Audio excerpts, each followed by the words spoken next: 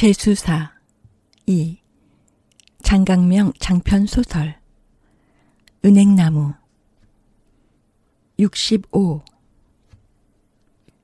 도덕 철학자들이라면 기이한 사고 실험을 제안할지도 모르겠다. 제동 장치가 고장난 트롤리가 오고 있고 옆에는 뚱뚱한 사내가 있는데 선로에 묶인 인부들의 표정이 TV로 생중계되어 내가 그 모습을 볼 수 있을 때 나는 어떻게 해야 하느냐라든가.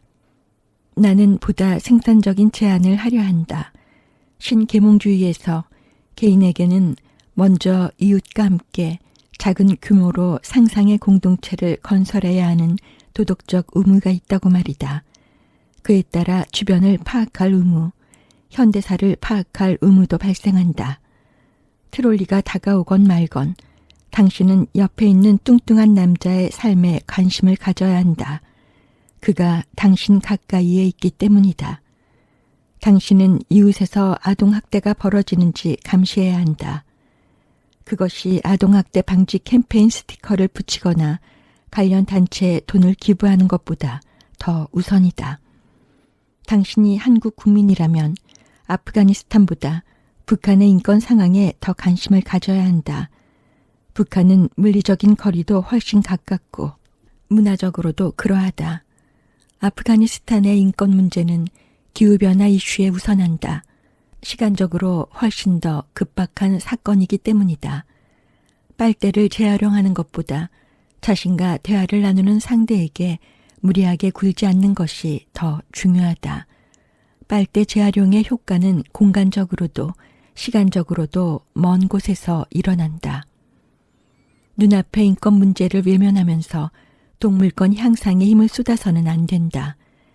동물이 사랑스럽고 인간이 꼴보기 싫다고 해도 어쩔 수 없다. 인간에게 인간보다 더 가까운 동물종은 없다. 동물의 공동체와 인간종의 공동체 사이에 유인원의 공동체, 영장류의 공동체를 만들 수도 있을까? 같은 맥락에서 우리가 곤충이나 어류보다 포유류에 대해 더 도덕적 책임이 크다고 말할 수 있을까? 유전적 천연성과 관계없이 코끼리, 돌고래, 까마귀처럼 자의식이 있는 동물을 비인간 인격체로 묶어 우리와 그들이 함께하는 인격의 공동체를 건설할 수도 있을까?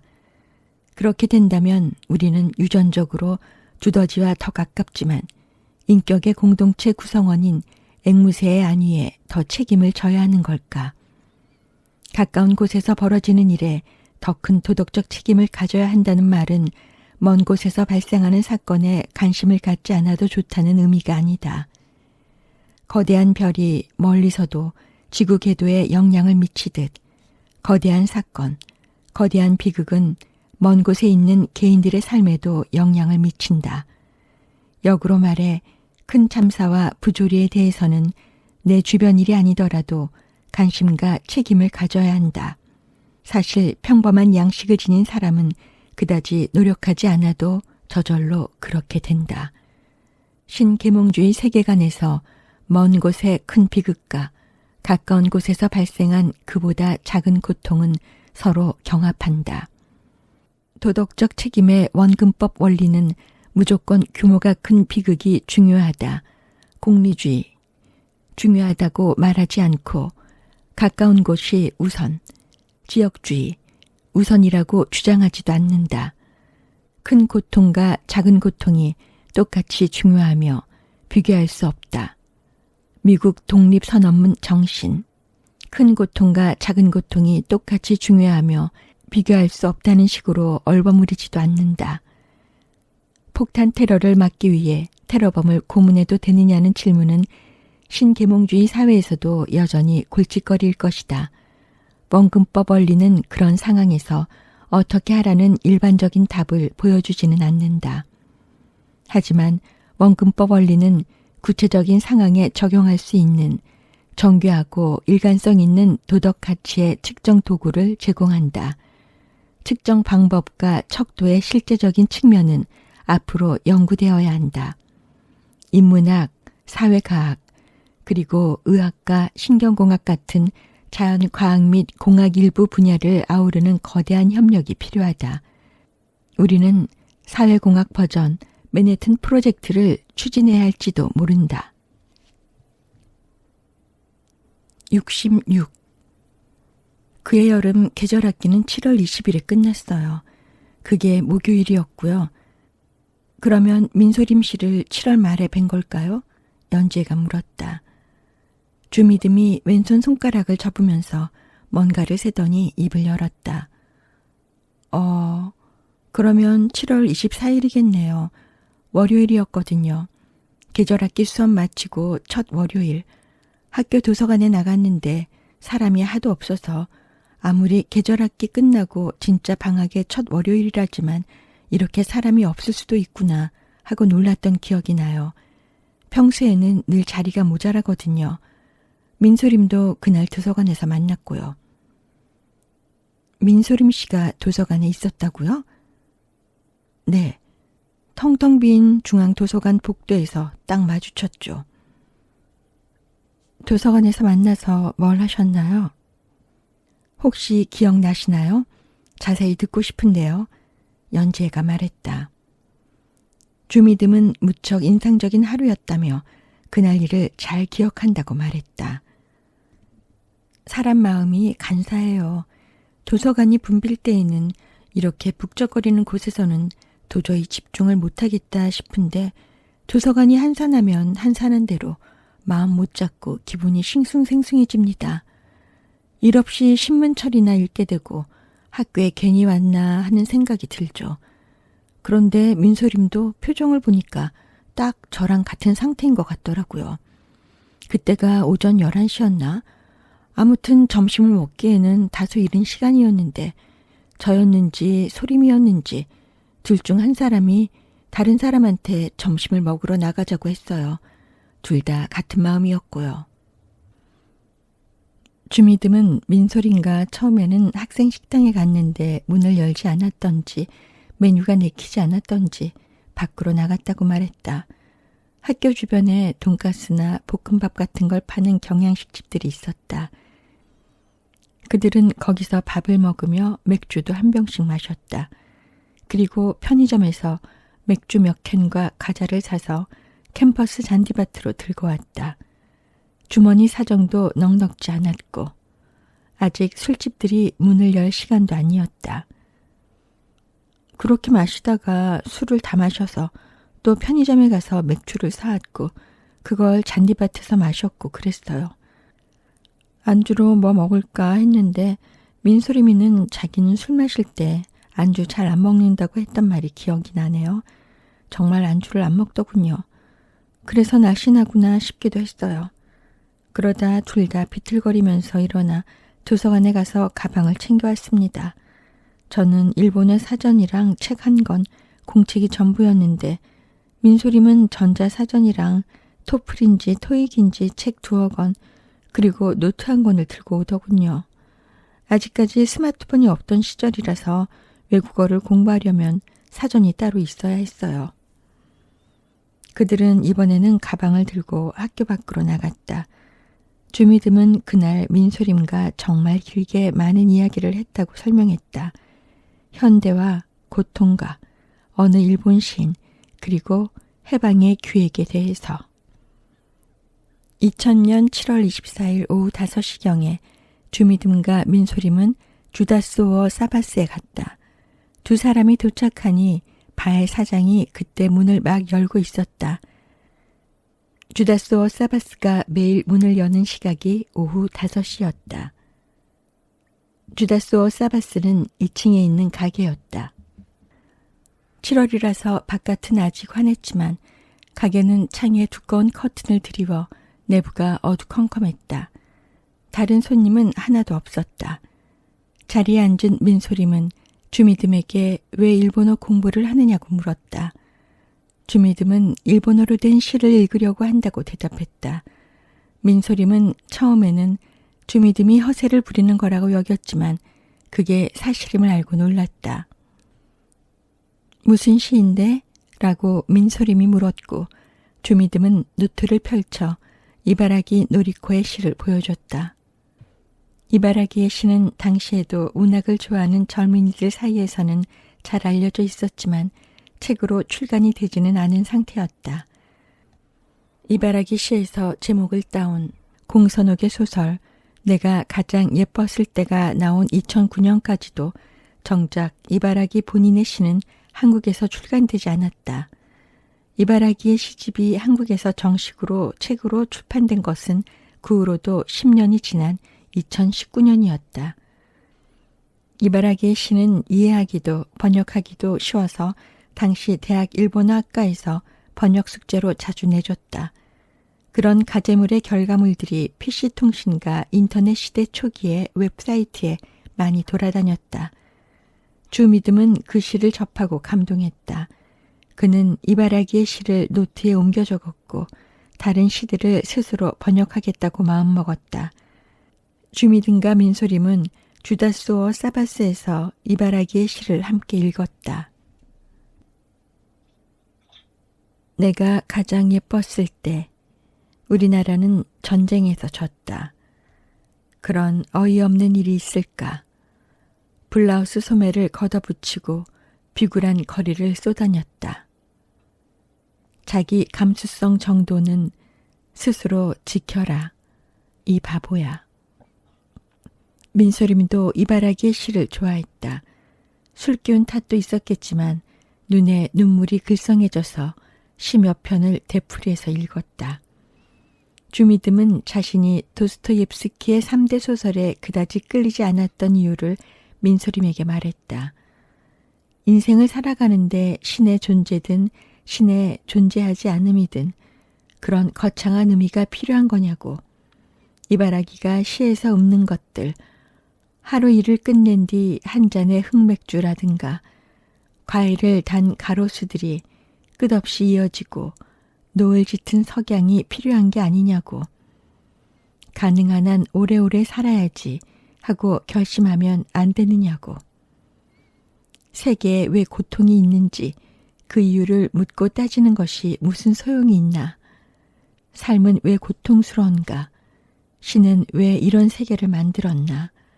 왜 죄 없는 아이들까지 고통을 받아야 하는가를 숙고해봐야 이반 카라마조프처럼 막다른 길에 몰릴 뿐이다.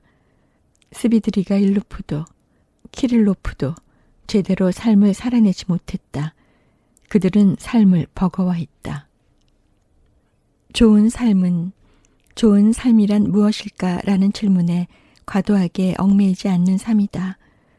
우리가 해야 할 일은 고통을 피하고 없애는 것이다. 고통 없는 삶에 대한 욕망, 너도 나도 고통 없이 살 수 있는 사회를 설계하는 것, 그것을 이바라기의 말처럼 좀 더 강하게 추구해야 한다. 주미듬은 거기서 한 걸음 더 나아갔다.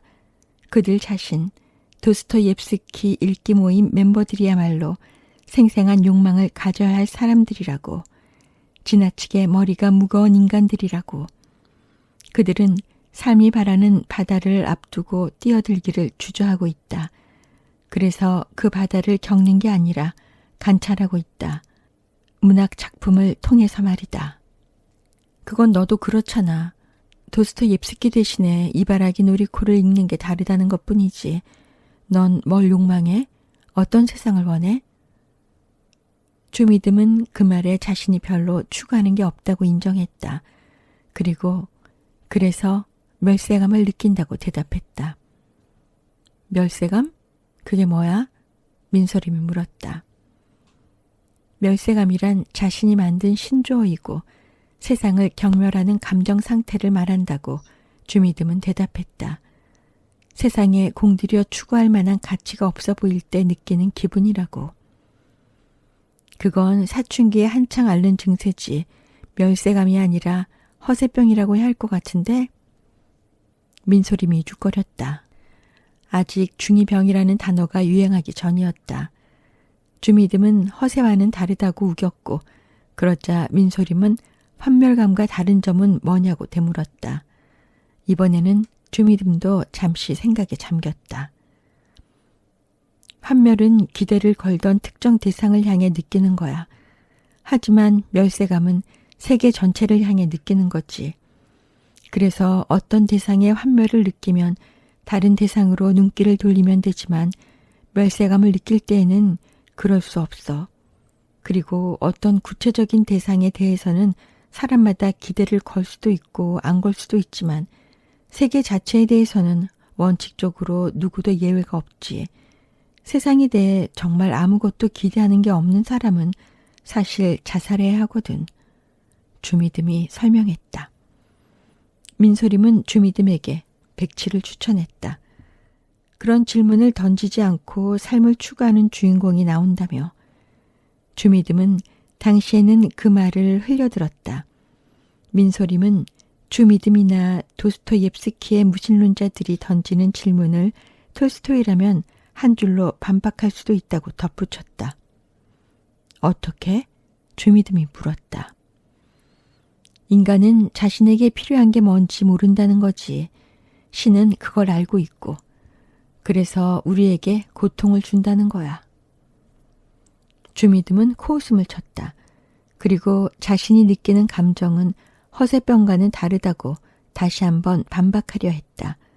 사춘기 소년들은 자신만은 특별하다고 여기지만 나는 나마저 시시하다는 사실을 알고 있다고. 그러나 그런 말을 하기 전에 픽 하고 웃음이 나와버리고 말았다. 그러면 내가 바라는 건 뭔데? 주미듬이 웃으며 물었다. 민소림은 현대인이 앓는 심리적 질병과 새로운 금기들, 그리고 어떤 고통들을 한 세대 만에 없애는 법에 대해 말하기 시작했다. 민소림은 사람의 고통을 측정하는 기계를 상상해 본 적이 있다고 했다. 그 기계를 초소형으로 만들어서 모두가 머리에 달고 다닌다면 어떨까? 그래서 어떤 사람이 견딜 수 없는 고통을 느끼게 되면 119 같은 곳으로 저절로 신호가 발송되게 하면 어떨까?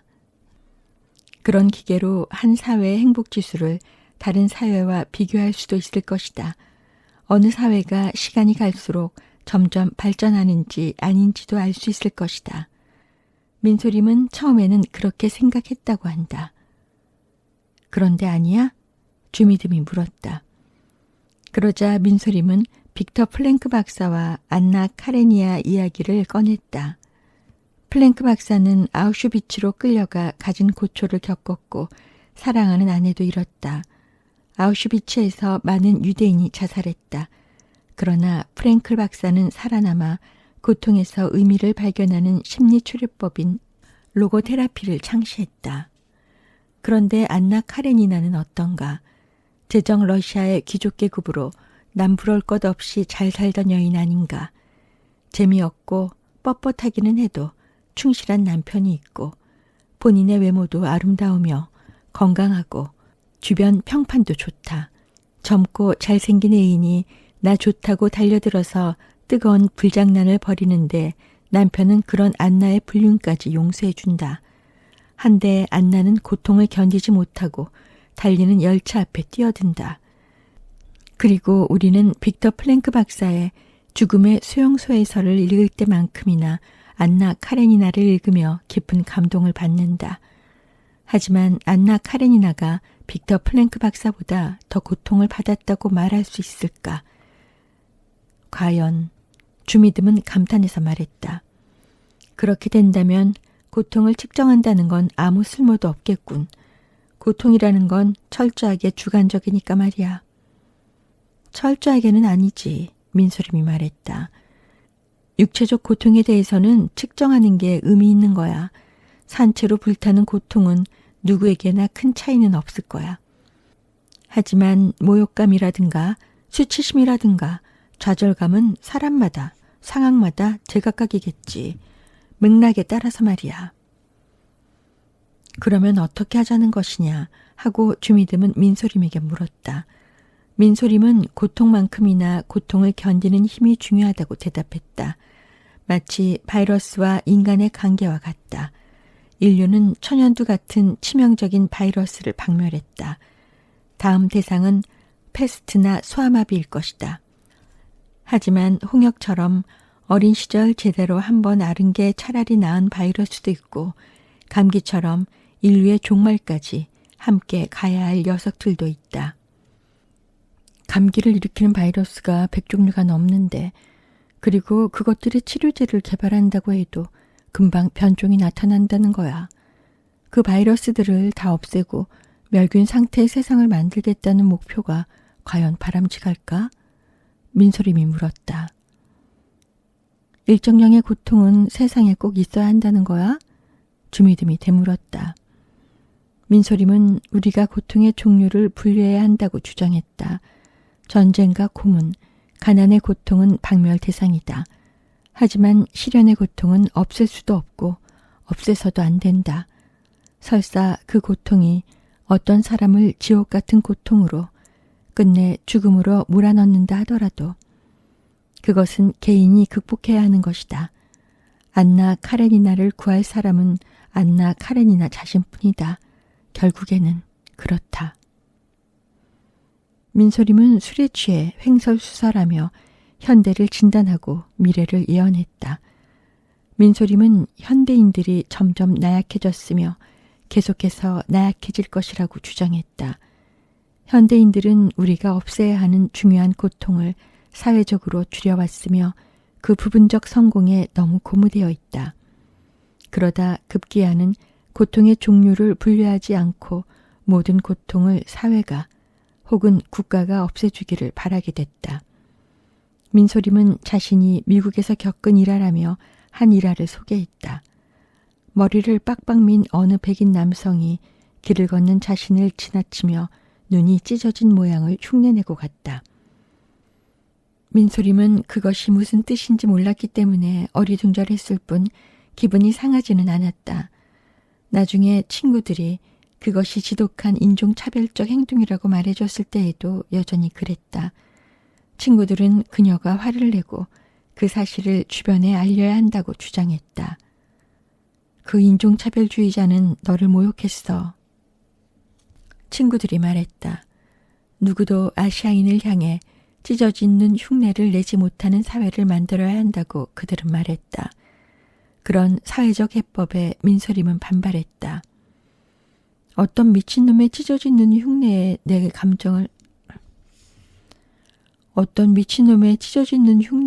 감정이 휘둘려야 한단 말이야? 내가 화를 낼수록 오히려 그자들이 더 강한 무기를 손에 쥐게 되는 거 아니야? 민소림은 찢어진 눈 흉내가 무엇을 뜻하는지 모르는 어린아이들에게도 그 동작의 의미를 가르쳐야 하느냐고 되물었다. 그것은 오히려 아이들에게 공격당하기 좋은 약점을 심어주는 셈 아닌가. 아이들은 쌍꺼풀 없는 눈을 비하당할 수 있는 것, 열등한 것으로 여기게 되지 않을까. 그럼으로써 오히려 콤플렉스를 만들어 물려주는 셈이 되지 않을까. 그런 식으로 대응한다면 사회는 안목의 금지 규정과 콤플렉스가 더 많아지게 될 것이다. 반대로 한 세대만 찢어지는 흉내에 대한 반응을 참는다면 그런 조롱은 다음 세대에 존재하지 않게 될 것이다. 그런 진짜 해방의 기획이 필요하다. 민소림은 20년 뒤에 진지하게 논의될 정치적 올바름과 정체성 정치의 문제에 미리 반박한 셈이었다. 주미듬도 이미 민소림이 말한 것과 반대 방향으로 어떤 운동이 시작되었음을 감지했다. 흑인이라는 단어 대신 아프리카계 미국인이라는 말을 써야 한다는 압력은 점점 커질 것이다. 그것은 억압과 해방을 논하기 전에 간단한 산수의 문제였다. 흑인은 모욕적이며 잘못된 용어라고 열렬히 주장하는 소수가 있고 그런 견해에 반대하지만 논쟁을 벌이지 않는 사람이 흑인은 모욕적이며 잘못된 용어라고 열렬히 주장하는 소수가 있고 그런 견해에 반대하지만 논쟁을 벌이지 않는 사람들이 얼마간 있고 나머지 사람들은 방관자라면 결국 열렬한 소수의 뜻대로 된다. 우리는 타인의 존중을 요구할수록 타인에게 의지하게 돼. 그리고 그만큼 더 나약해지게 되는 거야. 민소림이 말했다. 웃기지 마. 주미듬이 말했다. 뭐가 웃겨? 넌 미국에 가본 적이 없잖아. 몇 시간 전에 그렇게 말했잖아. 영어 공부하는 이유를 설명하다가. 그랬나? 그랬어. 그리고 나는 내 말에 동의하지도 않아. 개인은 도저히 극복할 수 없지만 사회적으로는 간단히 해결할 수 있는 모멸감 같은 것도 있어. 외모 같은 게 그래. 그냥 다 같이 외모 이야기를 안 하면 그게 제일 편한 거야. 편한 게 옳은 거야? 민소림이 따졌다. 그러면 너는 김상은 앞에서 걔 얼굴 반점 이야기 할 수 있어? 주미듬이 물었다. 할 수 있어. 하고 싶은 마음이 들면 언제든. 민소림이 혀가 꼬부라진 목소리로 끝까지 우겼다. 68. 수사 잘 되고 있나요? 형사님, 주미듬 얘 좀 수상하지 않아요? 영화감독 구현승이 공방 상담실 문을 벌컥 열고 들어왔다. 한 손에는 검은 비닐봉지를 들고 있었다. 아니, 여긴 어떻게... 연지혜가 당황해서 자리에서 일어났다. 뭘 그리 놀라세요. 저 형사님 스토커 아니니까 안심하시고요. 주미듬이 형사님이랑 오늘 만난다고 저한테 연락을 했었어요. 그래서 이때쯤 오면 두 분 대화가 끝나지 않았을까 생각했고요. 주미듬한테 얘기 못 들었어요? 구현승은 그렇게 말하며 검은 비닐봉지에서 맥주 4캔을 꺼내 책상에 올려놓았다. 구현승의 질문에 연지혜는 고개를 저었다. 주미듬은 덤덤한 표정이었다. 구현승이 맥주를 한 캔 따더니 그대로 한 입 들이켰고 연지혜와 주미듬에게도 권하는 신용을 했다. 연지혜는 다시 고개를 저었지만 주미듬은 자기 앞으로 한 캔을 가져갔다. 구현승은 남은 2캔을 구석의 냉장고에 넣고 자리에 앉았다. 익숙한 솜씨였다. 저희 원래도 이 공방에 모여서 가끔 맥주 한 잔씩 해요. 제가 김상훈도 불렀어요. 형사님도 합석하고 싶으시면 합석하세요. 같이 얘기하다 보면 옛날 일들이 더 잘 기억이 날지 모르잖아요. 수사에도 도움이 될지 누가 알아요? 참, 그 전에 저한테 빚부터 갚으시고. 구현승이 말했다. 무슨 빚이요? 서로 이야기 교환해 놓기로 해놓고 지난번에 제 얘기만 실컷 듣고 가셨잖아요. 형사님 얘기도 들려주셔야죠. 구현승은 그때 연지혜가 한 얘기는 까맣게 잊었다는 듯 그렇게 채근했다. 연지혜가 뭐라고 답하기도 전에 구현승은 주미듬에게 조사는 잘 받았어? 다 끝났어? 하고 물었다. 주미듬은 나야 모르지 라고 대꾸하면서 연지혜를 바라봤다. 사실 주미듬과의 대화는 그만하면 충분한 상태였다. 22년 전 도스토옙스키 독서 모임 멤버들이 한자리에서 이야기하다 보면 과거를 더 정확하게 복원하거나 놓친 일화를 떠올릴 수 있을지도 모른다는 구현승의 말에도 일리가 있어 보였다. 연지혜가 아무 말도 하지 않았는데도 구현승은 상대의 표정을 읽고 짓궂은 미소를 지었다. 그러면 여기서 해도 되나? 공방 사장님, 우리 이 방에서 얘기 좀 해도 돼? 구현승이 물었다. 나 컴퓨터로 작업할 게 좀 있는데 30분 정도. 주미듬이 덤덤하게 말했다. 그러면 우리 밖에서 얘기할게. 그건 괜찮지? 구현승이 물었고 주미듬은 고개를 끄덕였다. 주미듬을 상담실에 놔두고 작업장으로 나온 구현승은 한 손으로 맥주를 마시면서 다른 한 손으로 능숙하게 작업대 뒤에서 의자를 2개 가져왔다. 그녀는 녹음해도 괜찮죠? 라고 말하며 윙크를 하더니 연지의 앞에 자기 휴대폰을 두었다. 휴대전화기는 이미 녹음 모드였다. 그리고 나 그거 봤어요. 집념의 여형사, 절도범 자전거를 달려서 붙잡아. 연지의 경사라고 검색하니까 기사가 우르르 나오던데요. 구현승이 말했다. 연지에는 입술을 깨물며 웃는 것도 우는 것도 아닌 표정을 지었다. 오늘은 여기서 아주 한나절을 보내야겠네 하고 그녀는 생각했다.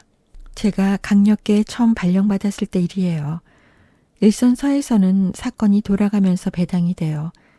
당시에 저희 팀장님이 저한테 첫 사건을 주시면서 다른 형사들 하는 거 보고 베끼지 마라. 내 머리로 생각하고 고민해라 하셨어요.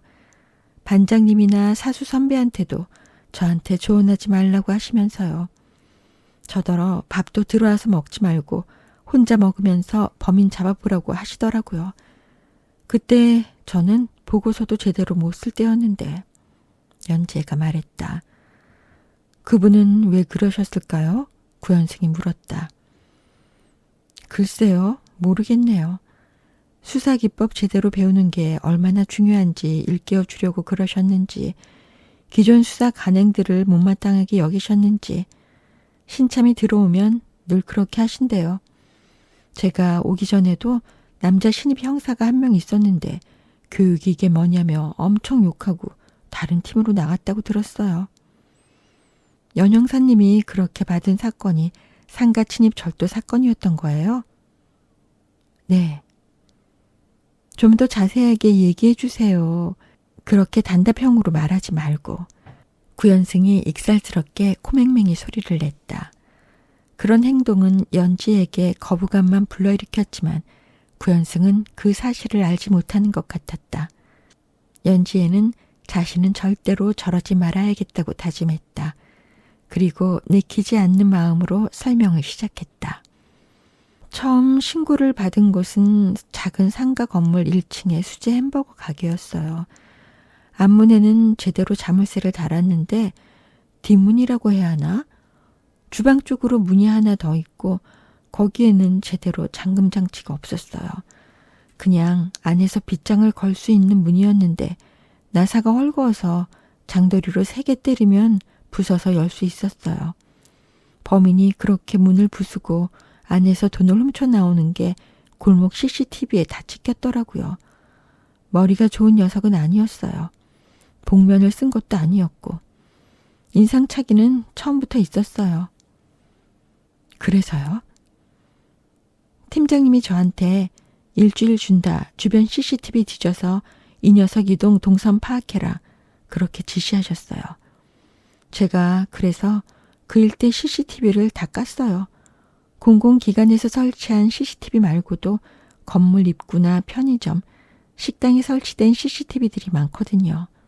수사하기 위해서라고 영상 좀 보여달라고 하면 대부분은 보여주세요. 그런 걸 CCTV 깐다고 해요. 그러다가 용의자가 찍힌 부분이 있으면 들고 다니는 하드디스크에 복사하죠. 물론 주인 허락 받고요. CCTV에 그 범인이 나왔어요? 네, 그런 걸 신경 쓰는 범인도 아니었으니까요. 자전거를 타고 이리저리 돌아다니더라고요. 그리고 조사를 하다 보니까 그 근처 상가에서 동일범 소행으로 보이는 절도 사건도 한 건 더 나왔고요. 나중에 잡고 보니까 행동 반경도 넓었고 피해자도 꽤 많았어요. 한강에서 자꾸 CCTV를 놓쳤는데 나중에 잡고 보니 집이 있는 게 아니라 다리 아래서 그냥 노숙을 하는 사람이었어요. 그때는 며칠 동안 사건에 몰두하다 보니 범인이 꿈에도 나왔어요. 퇴근하는 척하다 다시 수사하기도 하고 CCTV 사진 지갑에 넣고 다니면서 형사들 중에 그런 사람 많아요. 그렇게 말하고 나서 연지에는 지금 쫓고 있는 사건의 범인도 꿈에 나왔다는 사실을 떠올렸다. 범인 꿈을 꾼 것은 오랜만이었다. 게다가 이번에는 범인을 잡는 꿈도 아니었다. 어떻게 잡으셨어요? 범인이 지하철역 옆에 자전거 주차장에 자전거를 뒀는데 거기에 버린 줄 알았거든요. 그때 자전거를 훔쳐 타는 녀석인 줄 알았어요. 그런데 아니더라고요. 자전거 2대를 번갈아 쓰고 있었어요. 그래서 자전거를 든 곳에 가서 기다리면 나타나겠지 했는데 길에서 딱 마주친 거예요. CCTV에 찍힌 거랑 똑같은 옷차림으로 자전거를 타고 제 앞을 지나갔어요. 생각할 것도 없이 쫓아갔죠. 제가 달리기를 잘하거든요. 사람이 달려서 자전거를 잡을 수 있겠느냐 싶으실 텐데 거기가 여의도 공원이었어요. 이 범인이 서강대교를 건너려고 자전거를 세워서 계단을 올라가더라고요. 거기서 잡았어요. 뉴스에 나온 추격전은 좀 많이 과장이에요. 격투 같은 건 없었고요. 그런 건 없었어요. 좀 어눌한 사람이었어요. 제가 붙잡고 지금 우리가 쫓는 사건 용의자랑 인상착의가 닮았는데 같이 경찰서로 이미 동행하지 않겠느냐 그렇게 물었죠. 그랬더니 얘가 갑자기 영장 있느냐고 물어보더라고요. 집이 어디인지도 말 안 하니까 그 자리에서 긴급 체포를 했어요. 일은 피의자를 잡아서부터 시작이라고 연지에는 설명했다. 당시에는 피의자 신문을 하는 법도 몰랐다. 반장이 이번 기회에 다 털고 새 삶을 시작해보라고 용의자를 설득했고 사수 선배가 조서를 받았다. 팀장이 보도 자료를 만들어 언론에 뿌렸다. 경찰 기자들은 그 자료를 아주 좋아했다. 여러 방송사에서 인터뷰 요청을 받았다. SBS와 인터뷰할 때는 한강에서 추격전을 재현하기도 했다. 범인은 연지혜보다 나이가 1살 많았다. 어릴 때부터 고아로 자라나 제대로 된 직업을 가진 적이 한 번도 없었다고 했다. 한쪽 눈이 보이지 않아 군대에 갈 수도 없었다.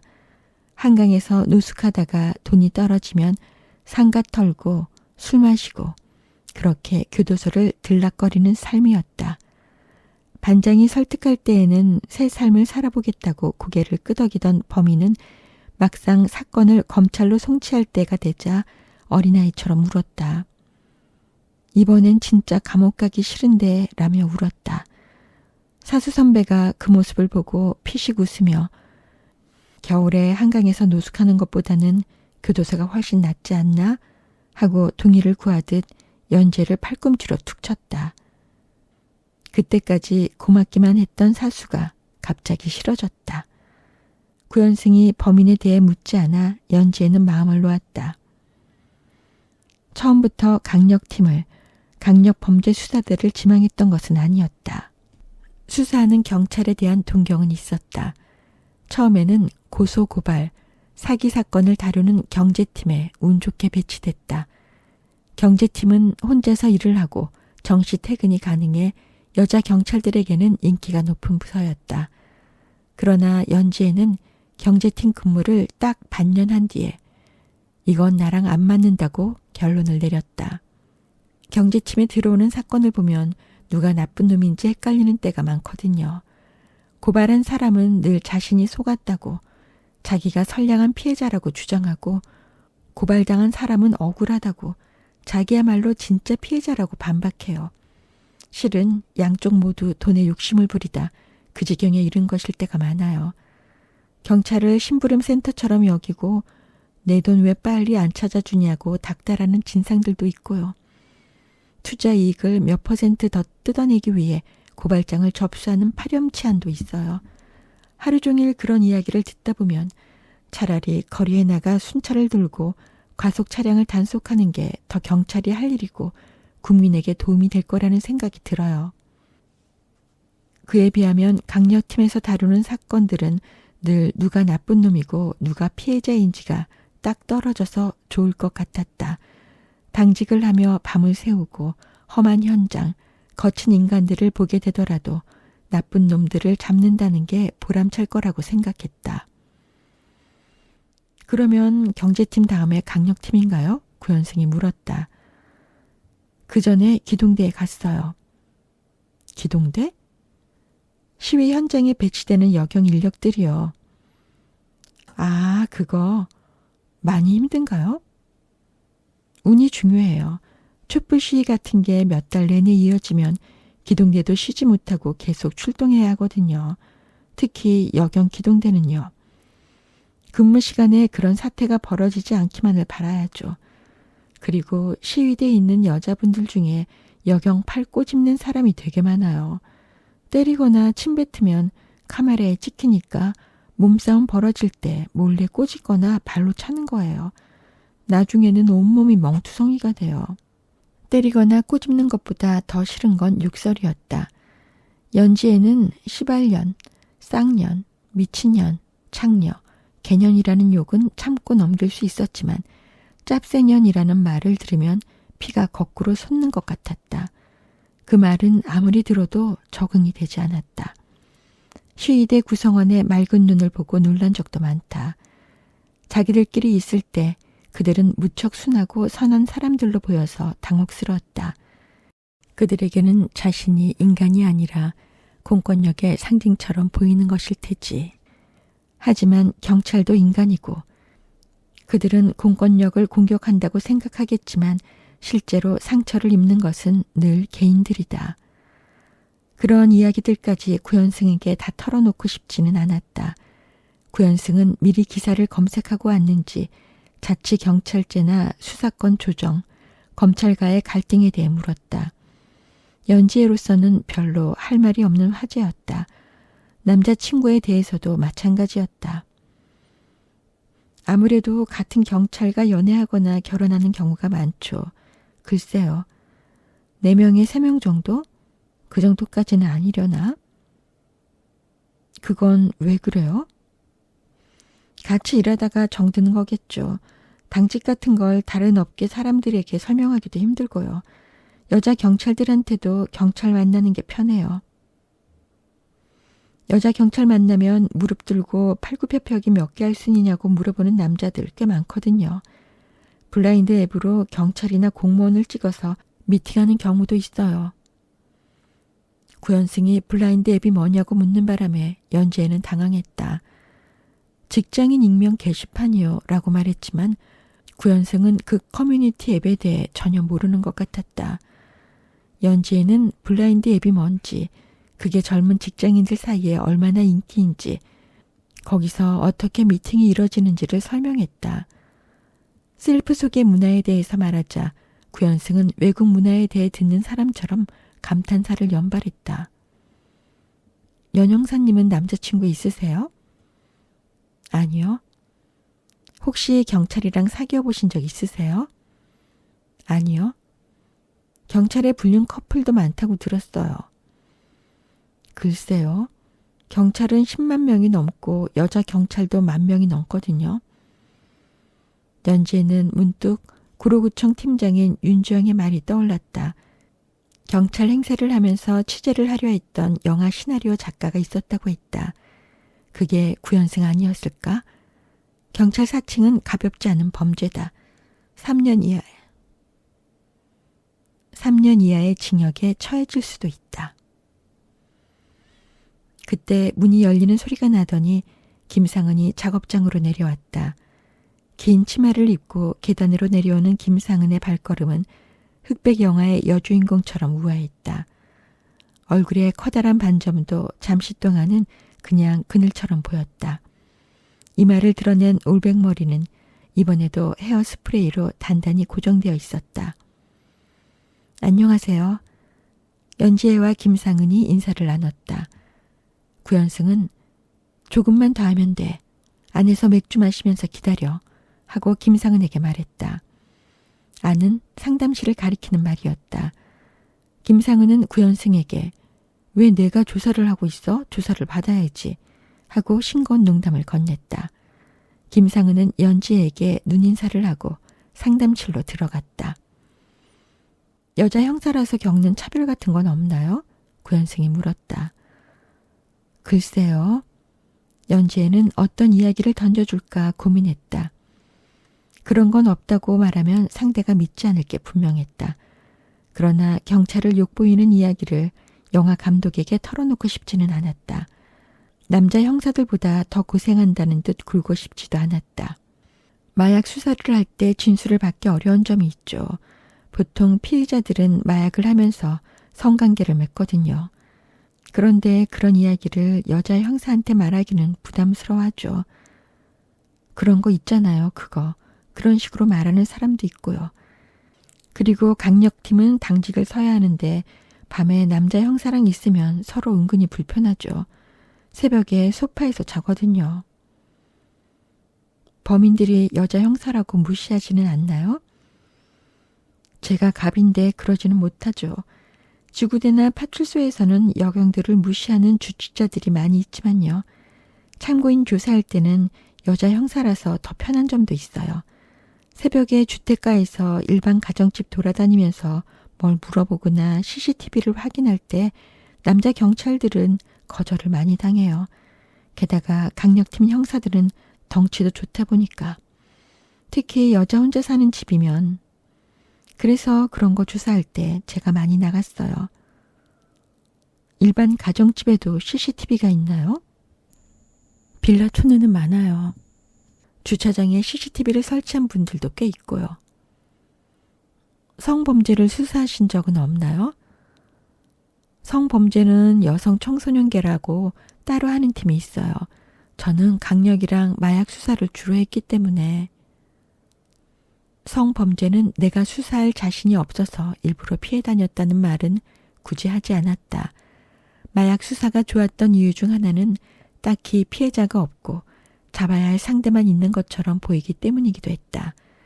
구현승은 너무 몸살이는 것 아니냐는 표정으로 연지혜를 바라보았다. 연지혜는 이 정도면 충분하지 않으냐는 의미의 미소를 지어 보였다. 인생에서 바라는 게 있다면 뭘까요? 원하는 것, 욕망하는 것, 캐릭터를 만들 때 그런 걸 알아둬야 하거든요. 구현승이 물었다. 뭔가 심오한 걸 말씀하시는 거죠? 글쎄요. 저는 대체로 지금 생활에 만족해요. 경찰 업무도 좋아하고요. 자동차 부품 회사를 그만둔 건 잘한 결정이었어요. 가족들이 건강했으면 좋겠고 제가 다치지 않았으면 좋겠고 은퇴할 때까지 현장에서 형사 일을 하고 싶네요. 유혹에 빠지지 않고. 유혹? 특진하려고 욕심을 부린다든가 브로커에 깸이 빠진다든가 그런 거요. 최초의 여성 경찰청장이 된다든가 하는 소망 같은 건 없어요? 승진 생각도 있고 고가도 신경 쓰죠. 그런데 수사 파트에서 고위직에 올라가기는 힘들어요. 강력팀에서 오라는 전화를 처음 받았을 때도 승진 생각이 있었다면 안 갔을 거예요. 연지혜는 그렇게 답하면서 자신에게 삶의 목표가 없는 걸까 하고 한 번 더 자문했다. 구현승은 계속해서 질문을 던졌다. 강력팀에서 오라는 전화는 어떻게 받게 된 거예요? 기동대를 마칠 때 전화가 왔어요. 동작 경찰서 강력팀에서요.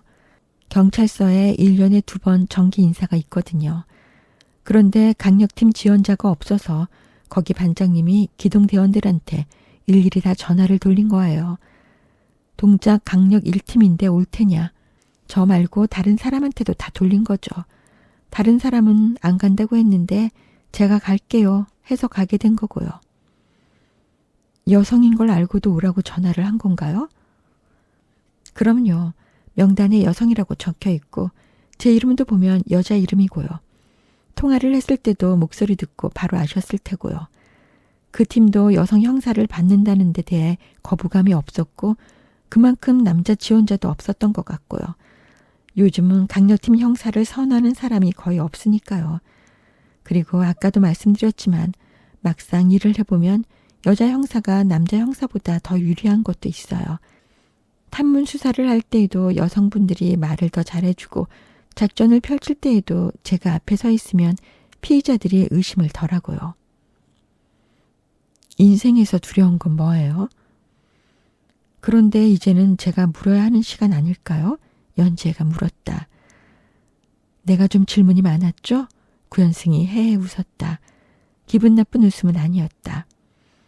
괜찮으시면 다른 두 분이랑 함께 말씀 나눌 수 있으면 좋을 것 같은데요. 기억이 더 잘 날 수도 있으니까요. 불러올게요. 음악 좀 틀고 해도 되죠? 맥주도 마시면서. 구현승이 물었다. 연지혜가 연지혜표 미소를 지었다. 구독과 좋아요 부탁드립니다.